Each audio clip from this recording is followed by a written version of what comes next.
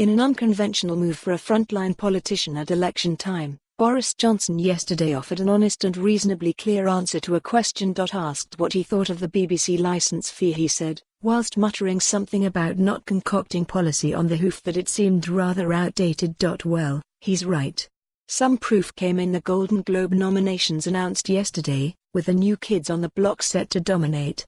Netflix leading the way, with Amazon, Hulu and Apple TV all picking up nods, too. But there's more to it than just the glitz and glamour of Hollywood awards ceremonies. The media watchdog Ofcom thinks the BBC may not be sustainable in its current form, and risks a lost generation as young people tune out of its services in favour of subscription and streaming packages. The BBC itself has acknowledged the changing media landscape, launching the pay-monthly service BritBox, first in the US and Canada and now here at home, albeit with a marketing campaign that seems to think younger, tech-savvy consumers are pining for old episodes of Cold Feet and Yell and Pasco. Spoiler, they aren't.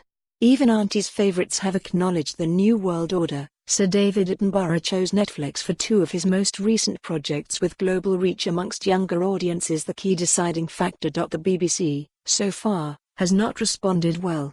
BritBox needs work, to say the least.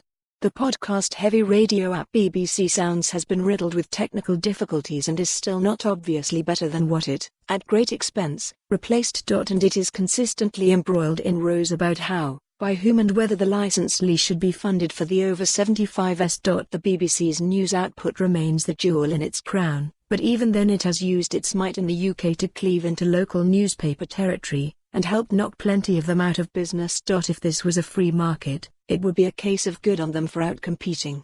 When they're a body funded by a tax, with the threat of prosecution for non-payers, that's not healthy for the media or the market. Johnson may or may not have planned to open this can of worms, but it's time for a debate about the future of the BBC and its funding model. Despite its efforts so far, our state broadcaster still looks like an analog organisation in a digital age. Main image, Getty. For more on this story, visit the news article link.